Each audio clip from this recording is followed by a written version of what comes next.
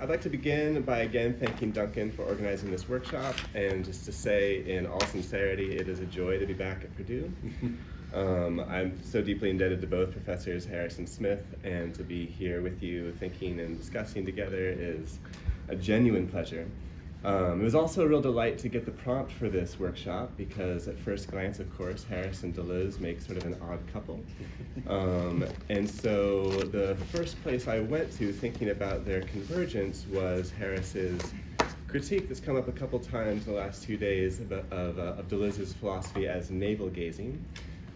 This comes in the beginning of the philosophy of struggle, and Harris suggests that what Deleuze offers is a kind of nihilist anti-foundationalism, which on the one hand escapes the dogmatic determination of philosophical thought, a single reasoning strategy pursuing the true self, soul, being, etc., but on the other does not generate conceptual resources to connect to the future, to take value stances, and to constitute a kind of insurrectionary mode of thinking. Harris writes, "We are still faced with the task of building a viable world, knowing that our definitions have limitations, and that the self is an historical agent. And it's insufficient for this task to note with Deleuze and Guattari that, quote, concepts create new ways of seeing and new ways of feeling." Harris argues that Deleuze's picture, quote, transforms philosophy into a game, with neither evaluative purchase nor grip on reality, leaving us, quote, with no imperatives as a function of what philosophy means, and no structure intrinsic to its meaning that directs us along any given line of concepts, other than simply gazing at the barren picture of endless varieties of concepts. By contrast to someone like Alain Locke, who affirms cultural and epistemic relativism, but who also formulates pragmatic value imperatives, Deleuze would offer us only, quote, escape into an endless abyss. Deleuze then as postmodern opiate peddler. Now I'll return to this critique by the by the end of this paper. My first thought was like, what I want to suggest are 3 points. One, that Deleuze does in fact offer a kind of insurrectionist philosophy that he and Guattari call counterthought. 2, that the concept of creation itself for Deleuze implies critical militancy in relation to the dominant episteme, or dogmatic image of thought. And 3, that a Deleuzean ethics of immanence, along the lines of what Dan has elsewhere elaborated, provides a compelling basis for value stances such as abolitionism. As Deleuze says of Foucault, there is a militant joy in the desire to destroy that which mutilates life, a desire deeply consonant with Harris's concept, I take it, of dignity through struggle against necrobeing.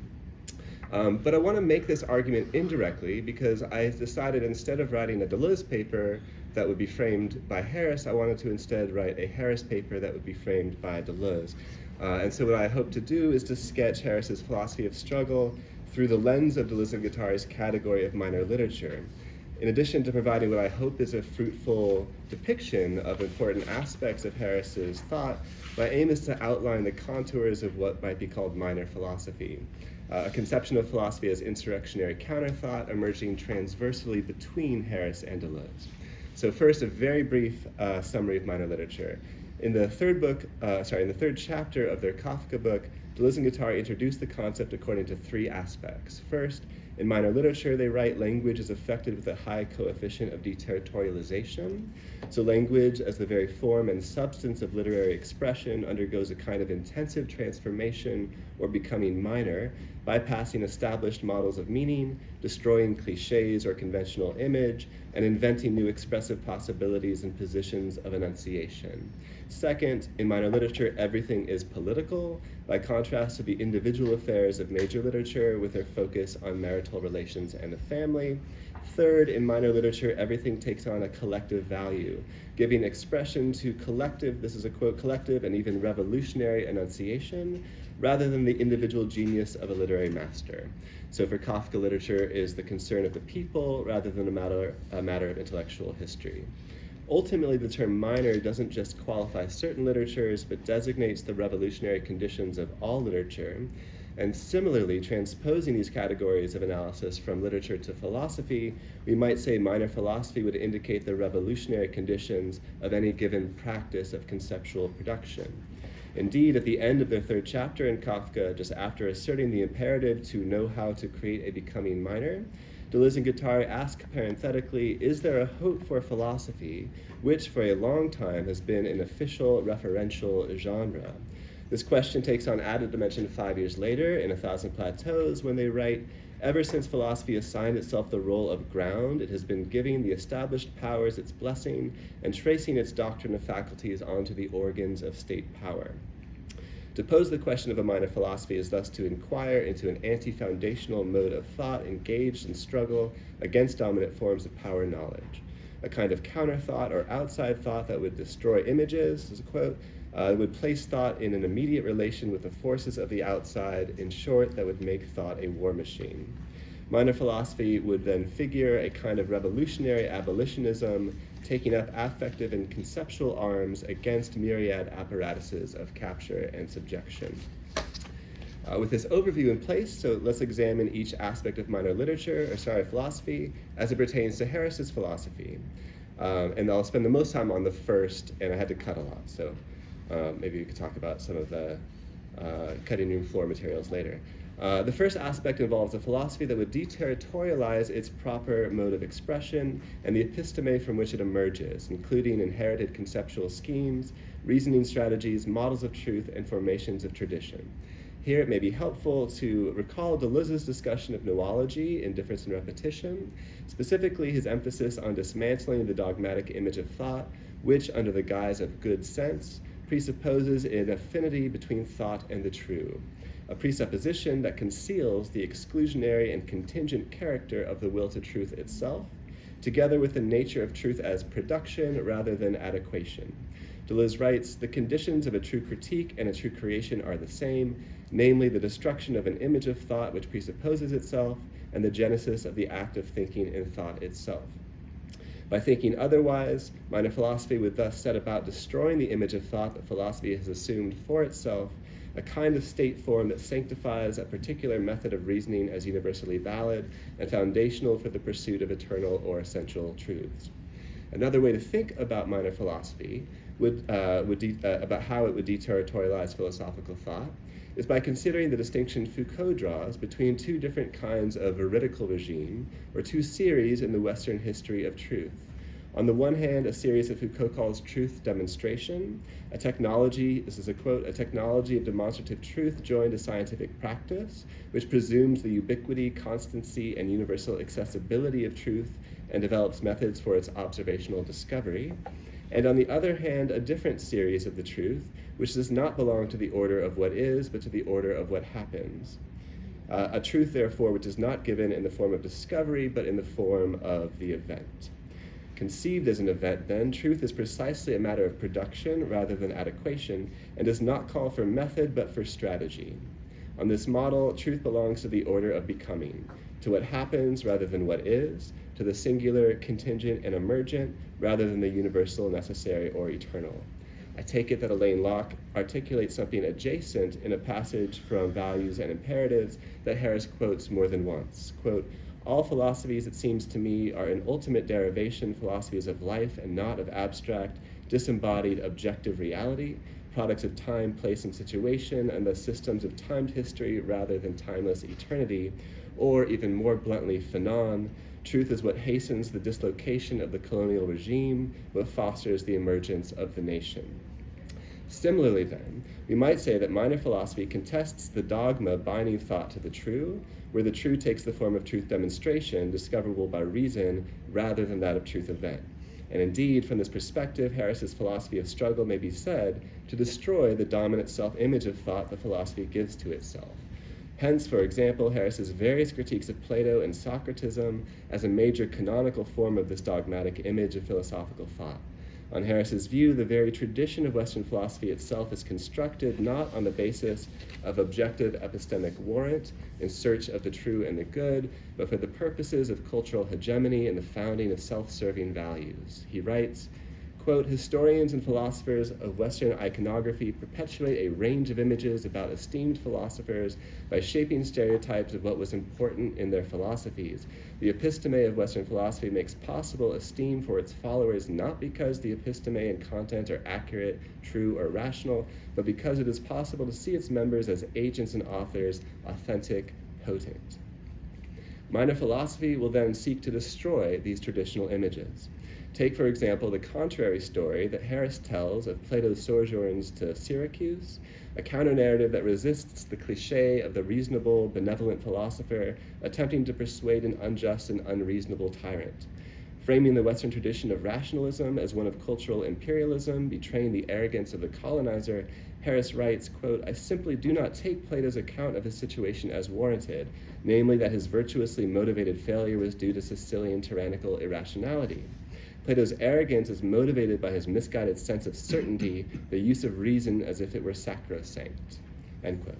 Plato would thus exhibit an early version of white savior complex, blinded by the belief that his parochial perspective is universal and metaphysically founded, and presuming that the failure of others to be so persuaded must indicate their defects of character or capacity, thus also their need for tutelage. Harris continues, Plato considers reason to be enmeshed in the structure of reality. He treats his own motivations as invariable derivations from reason itself. Hence, for Plato, his arrogance and self-serving account are beyond dispute, end quote. Reversing the traditional evaluation of the philosopher trying but failing to guide the tyrant toward the good, Harris suggests that Plato deserved, quote, the disfavor of his student and benefactor Dionysius I, speculating that it was due to the good graces of Dionysius I that Plato was allowed to return to Athens even as a slave rather than be killed. When individuals or groups do not behave the way Plato assumes that they should, it is their lack of reason, virtue, wisdom, or knowledge of the good, the beautiful, or the just that is at fault, never Plato's misguided, feigned asceticism, pretensions of aristocratic status, deceitful approach to relationships, self-serving behavior, or myopic cultural elitism, end quote. So there are multiple critical angles here, but most immediately I want to emphasize how Harris's contrary story, and I didn't even include some of it, you know, I cut a lot of it out. I want to emphasize how Harris's contrary story contests the philosophical image of thought proper to Western intellectual tradition, depicting instead how the fusion of dogmatic rationalism and metaphysical foundationalism yields a kind of authoritarian self-certainty buttressed by material and cultural privilege, which is to say quite the opposite of a critical tradition of thought. In effect, as Harris elsewhere writes, Plato commits the standard error of imagining that his, quote, provincialism is actually universal. Possibly, if Plato considered his lack of freedom when he was a slave, he might have denounced his loyalty to a supremacist knowledge regime and to aristocratic philosopher kings because they function as masters over troves of degraded slaves, end quote. That is, having occupied a position of unfreedom and having experienced conditions of immiseration, Plato might have taken up the perspective of abolitionism, coming to reject an epistemic and political project that serves to naturalize, essentialize, and rationalize the systematic degradation of human beings. In a sense, then, he might have become a little bit more like the ancient cynics, who valued in the figure of Socrates as unfeigned asceticism, and he maintained a position of critical militancy in relation to supremacist knowledge regimes and aristocratic philosopher kings alike. There I'm thinking of Foucault's late lectures on ancient cynic Parrhesia in The Courage of Truth, and Ken, what I wanted to say is that might be a place, I don't know where Ken, that might be a place to find some revolutionary germinative potential in something like a philosophy as a way of life, but that's a separate conversation, I guess. In any case, this is the ground Harris occupies, declaring, quote, I argue against Socratic reasoning methods and for an insurrectionist conception of philosophy intended to start from the voices of those loathed, humiliated, and stripped of honor and assets. One message these voices convey, I take it, is that there is no necessary connection between reason and either the true or the good, for reason itself has historically served as a tool of immiseration for a whole set of people that I unfortunately am going to skip because I'm trying to save a little bit of time. What's more, given the low probability of any particular slave revolt succeeding, there's no rational warrant in the sense of empirically founded probability of success for insurrection, yet we should insurrect. This is Harris's argument. And what's more, without insurrection, there could be no transformation of any kind, For, quote, change does not happen outside the context of insurrection, persons who want a different world and are willing to be insurrectionists of one form or another. So, in other words, reason alone is a poor guide. Further, Harris takes aim at another facet of the dogmatic image of philosophical thought, namely the identification of justice and the good, and the resulting dogma that injustice is incompatible with well-being. Quote, Bernard Boxall is right, and Socrates is most definitely wrong. Injustice pays. Indeed, this payment in the form of unjust transfers of health and well-being is integral, as we know, to Harris's account of racism as a political system analyzable in actuarial terms. Having sundered, then, thought from the true, reason from the good, and virtue from well-being, Harris calls upon philosophy to unflinchingly recognize undue misery and to begin by listening to those voices who express it rather than try to justify it or find consolation for it. We must abandon the image of theodicy, whether religious or secular. Harris thus rejects all efforts at moral teleology, including the natural law tradition and invocations of the universe's trajectory toward justice. Speaking of Martin Luther King Jr., Harris asserts, quote, he was just wrong. There is no arc. There is no assured justice for those suffering the agony of injustice. Sorrow songs are just that, songs that express lament, hurt, and irredeemable agony. But most philosophers do not tarry here. Instead of seeing the misery of past generations, the thought of misery disappears and is replaced by a law, rule, or picture of the moral universe. But, Harris continues, the tragic exists, that is, no future for those that suffered, and their progeny may not be repaired or rewarded as a function of their suffering, total loss, necro-tragedy. Harris thus articulates a form of tragic philosophy, fully deterritorializing the tradition of Western philosophy's rationalist self-image, which in Plato's vision had been founded upon the exclusion of tragic expression. Instead of a moral cosmos intelligible to reason and responsive to virtue, quote, the universe and human history are amoral. Suffering is real and often without redemption or vindication of those who suffer. There is no transcendent value to attenuate the brutal, wanton facts of past history. There is, however, an imperative to build traditions and archives, to listen to sorrow songs, to become transformed in the listening, to create from this connection to the past a shared desire to cultivate collective conditions of dignity, resist forces of immiseration, and thereby forge links to future communities. The point, then, is not to redeem the irredeemable, but rather, in recovering the past, to call forth a future worthy of affirmation. Here as elsewhere, tragic thought makes possible active life affirmation in the face of irrecoverable loss. That's the first section. Now, a brief second section on the second trait of minor philosophy, which is that everything in it is political. The truth event model implies that thought is strategic production, and just so, there is no concept that would be politically neutral, nor any domain of private individual affairs that would bear no relation to power. And I think we can trace this idea throughout Harris's work. I want to go to the work on David Walker and the sense in which a virtue ethics can become a radical politics in the framework of insurrection.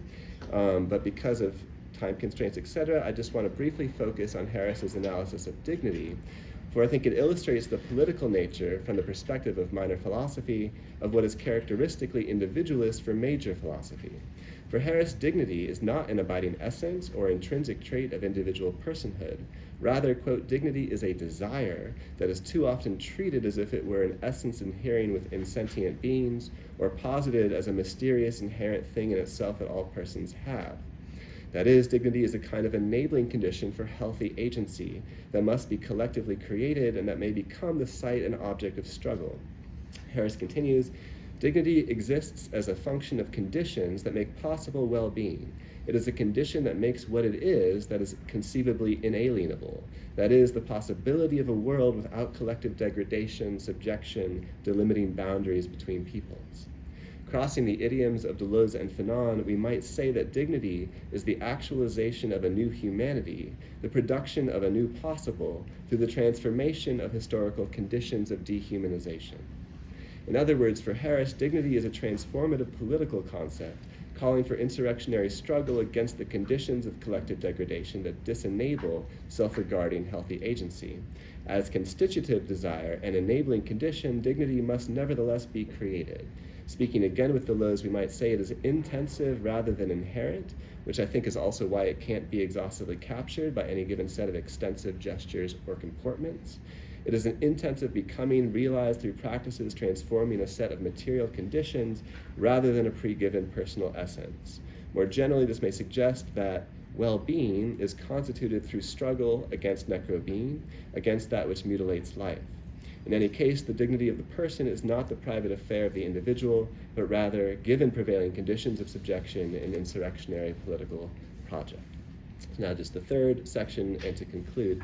The third aspect of a minor philosophy is that everything takes on a collective value, such that the philosophy in question expresses or seeks to satisfy the conditions of what Deleuze and Guattari call a collective enunciation. As Harris writes, with respect to any philosophy, its speaking should give voice to the slaves of the world. A philosophy should help us escape concrete experiences, keep vain hope, that's Harris. That is, attain to or express that which is irreducible to the historical conditions of actuality, conducing to what Harris calls ascendancy, emergence, becoming. If it cannot, Harris continues, something about that philosophy is lacking. Philosophy born of struggle meets this imperative, beginning with the conditions of real experience, of immiseration past and present, and then generating conceptual resources by means of which those who suffer abjection can better grasp and escape the historically contingent, politically strategic, thus undue and unjust conditions of their indignity. Such a philosophy aims to build bridges to future communities, to a people to come, in the perhaps vain but still imperative hope in real transformation, in destroying epistemes, in exceeding the categories of the given, and in that commitment to radical newness proper to abolitionism.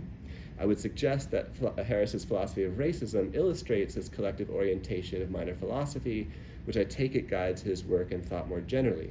Raciality may not be metaphysically, biologically, or transhistorically real, and racism itself may be an essentially contested or indeterminate concept, yet the reality of anti-Black racism is as real as death, is directly and collectively experienced, and can be, whatever its precise complex causation, descriptively analyzed through an actuarial framework in terms of conditions of well-being, systematically transferred from one raciated ethnicity to another on the basis of, or at least correlated with, their raciation. This analysis begins with the experience of racism as a immiserating necrobeing, and it provides a viable account of the conditions of that real experience by clarifying and quantifying the strategic political function of racisms. In this regard, I want to suggest that Harris's philosophy shares a core commitment of Deleuze's transcendental empiricism, namely to begin with conditions of real experience as the affective ground and impetus for thought. I would also suggest that Deleuze and Guattari's social ontology is complementary to Harris's project. Specifically, the distinction between the molecular and the molar, or the micro and macro political, might be a helpful conceptual framework for considering Harris's concept of social groups as an absolute. That is, as historically contingent, shifting, ceaselessly becoming statistical aggregates rather than fixed transhistorical essences, which nonetheless endure long enough for enduring persons living under their social definitions of identity to suffer across generations. That was a Harris quote at the end. Further, I would propose that Deleuze and Guattari provide an appropriately value-rich philosophy for conceptualizing that suffering in a way compatible with Harris. For necrobeing is that which systematically eliminates, forecloses, degrades, enslaves, subjects, or otherwise controls the powers of activity and affectivity proper to life, the unjust racist expropriation, capture, and transfer of which can be grasped actuarially at the level of social groups in terms of differential probabilities of vitality and health longevity.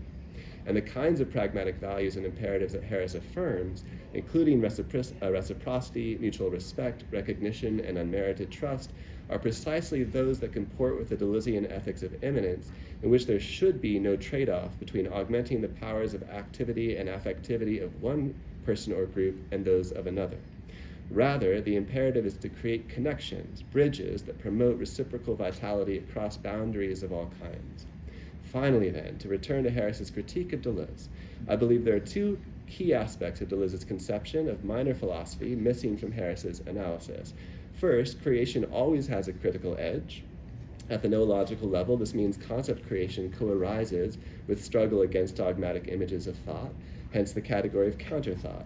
As Deleuze and Guattari insist, to think is to create is to resist. Second, in the passage from Difference and Repetition that I quoted at the beginning, Deleuze continues, quote, "Something in the world forces us to think. This something is an object not of recognition, but of a fundamental encounter. That is, thinking begins with the experience of a problem, something in the world that spurs our thought, a sentiendum that is felt, sensed, affectively grounded and grounding. Relative to Harris's critique, I believe this problematizing conception of philosophy answers the worry of spinning in or leaping into the void, and relative to a concept of minor philosophy emerging between Harris and Deleuze, perhaps we could say that when the sentiendum is the feeling, experience, or expression of a miseration, then the project of thinking to which it gives rise is insurrectionary." Thank you.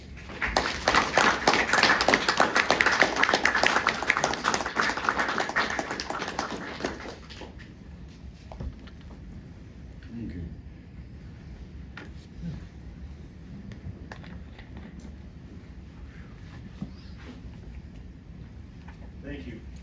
Excellent talk.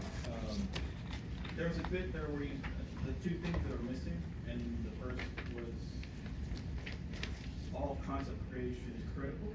Yeah, the creation as a category in Deleuze is always also critical. And so as applied to concepts, it involves the critique of a dogmatic image of Something before. Okay. But, so my question is, but it could still be xenophobic. It still could be white nationalist. It could still be, right? It's critical of something that's dogmatic, but it could still be heading towards something else that could be discussed, or, by my likings. So to say it's critical doesn't mean that it's the right choice, or, I mean, you see what I'm saying? Yeah. So there's one question, which is creation or creativity itself a normative value? Yeah. Which Harris denies in a very provocative and fun passage, because every atrocious person in the world maybe uses creativity to pursue and advance their ends. So there's that question. And then there's the other one which is what I was immediately replying to, where Harris suggests that we have no basis in Deleuze and Guattari for selecting among a variety of concepts. And so my point was, well, the creation of concepts isn't just a thing that happens in the void, it's always emergent or responsive in relation to a critique of a dogmatic image of thought. But I agree that probably by itself doesn't provide a normative basis, if that's what you're hoping for. I understand. Yeah.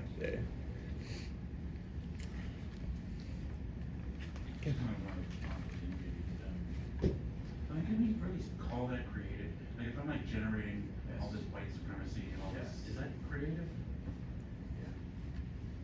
Or wouldn't it be? Well, there is an interesting question. I wanted we could direct this. I would want to maybe, not triangulate, but direct this back to Brent's paper.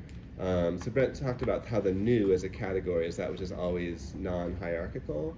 And Deleuze is clear at various points that new is not just like a temporal concept. It's not just like, something that just occurred and then like what used to be new will become old in this time and replaced by something else that's now new. That new has like a different sort of meaning than just that. And I was hoping to ask Brent to elaborate on that earlier and didn't get the time to do so. But if we have a concept of new that has built into it something like a commitment to the non-hierarchical or to the dominant, then that might provide a different way of thinking about how creativity or creation could be understood as something like normatively valuable in ways that it would be a different sense of creativity than the one that Harris is, I think, critiquing. I want to leave that open, but it seems like there's an avenue there for complicating what we mean by creativity, not just the production of something, but newness itself, including some other type of value that would differentiate it from like white supremacist production or something like that. So it's just a response. So I want to bring in Reyes's talk about the way weaponization is happening and still being creatively, bolstered and directed to new targets. And I have to say, there's definitely creativity here. There's something new that's being done. I'm wondering in terms of if there's foundationally something. And we keep getting back to the question of norms. It's in the back of the rightness, correctness, right? The kind of dominance that we're talking about here I mean, sometimes I like to categorize what's going on with the administration and with things in the world, just a kind of imminent evil.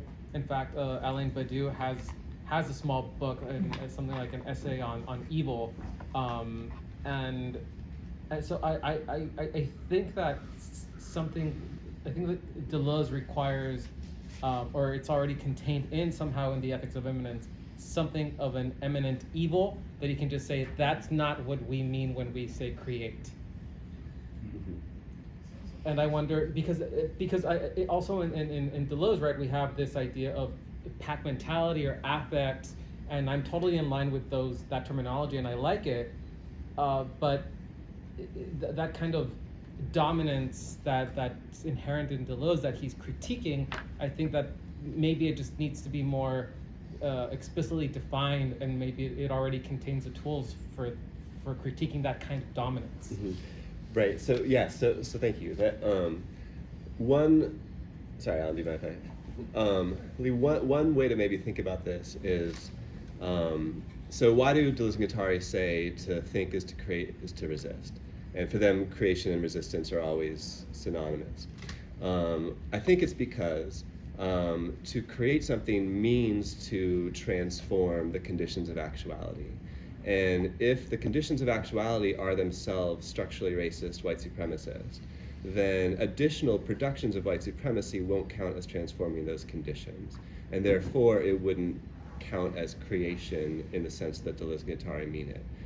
To be creative means to transform the conditions of the historical conditions of the present. And I think that's how they try to build some normative grip into it. Like, if we accept a critical description of the world as historically constituted through dominant power relations, in this context white supremacist power relations, then anything creative will be that which transforms those conditions. And if something just reproduces those conditions in a different kind of way, then that's not going to count as creative for them. It's going to be some other means of reproducing dominant conditions. So at the level, I think it's a question at the level of conditions of dominance, and what, does it transform those conditions, or does it consolidate and reproduce them? And I think that's the question. That's where I think to go in terms of thinking, is it creative or not by their lights? I don't know if that's satisfying or not, but. I think you're. I had a question. I think it's. I guess I'm just wondering what you think. I have no memory of like which part of the last part of my paper I actually managed to read, but I was thinking a lot about the non-redemptive. I guess like this refusal of like a redemptive dimension to history or time, and I think in Deleuze and Guattari there's like definitely a rejection of like progressive time, or the kind of like this sort of like dialectical teleology that we find in like Marx. But at the same time, I feel like maybe there is an extent to which you can't say that the past is redeemed when the event is like actualized once more, or is taken up once more. So like like John Brown, Jackson, and they become events that can then be taken up again, potentially in a sort of like successful insurrection or whatever. So I'm just wondering, like, what do you think, right, on this? Like, what is your? Do you have a kind of, because I think we can say theology, you can take that away, but what about the redemptive aspect? Yeah, thank you. That's a great question. In part because I've been reading and rereading Harris over the last several months, and it's been the specific question that I've been finding very difficult. Prior to this experience, I would have sort of gotten on board with the Nietzschean eternal return view, which would suggest that any affirmation of the present requires, in some sense, an affirmation of everything that precedes it, and that there would be some sense in which there's a redemptive dimension in relation to the past in terms of what we're doing in the present. And I think Harris is pretty hard to argue against when it comes to the fact that the actual suffering that occurred in the past is not capable of being redeemed, and that we fall prey to a certain like moral rationalist fantasy, philosophical magic as he puts it, when we think that our own actions are somehow like redeeming all the past misery that came before it, that's a fantasy. And I think, but what I really appreciate and admire about Harris's thought here is that it's sort of like stop posing the question, not you, but stop thinking to me about like, can the past be redeemed? And it's like, well, how are we using our relationship to the past in the service of people suffering now and into the future? And it's not that so I don't think redemption is the right word for it, but there is a sense in which like life affirmation in the face of that loss is still made possible. And so it can still be something like profoundly motivating for us, but we shouldn't suffer the illusion that we're somehow like redeeming what has already occurred in the past. So this is something I've been grappling with, because it seems to me that like maybe this is a more authentically tragic philosophy than the version of the eternal return, which I love, but which we get, say, from like difference and repetition or something like that.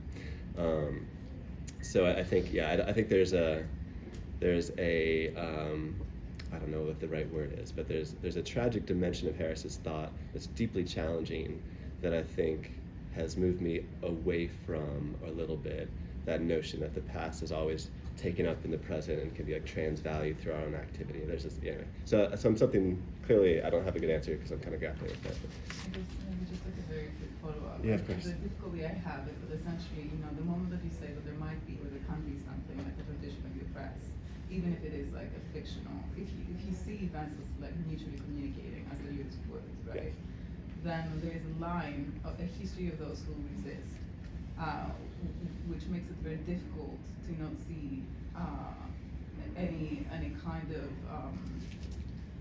eruption or insurrection as related to all previous efforts.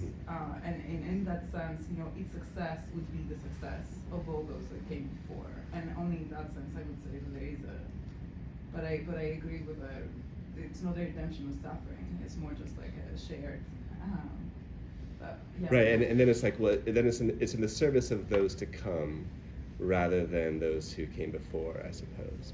And just orienting the value in terms of its futurity is, I think, helpful for me.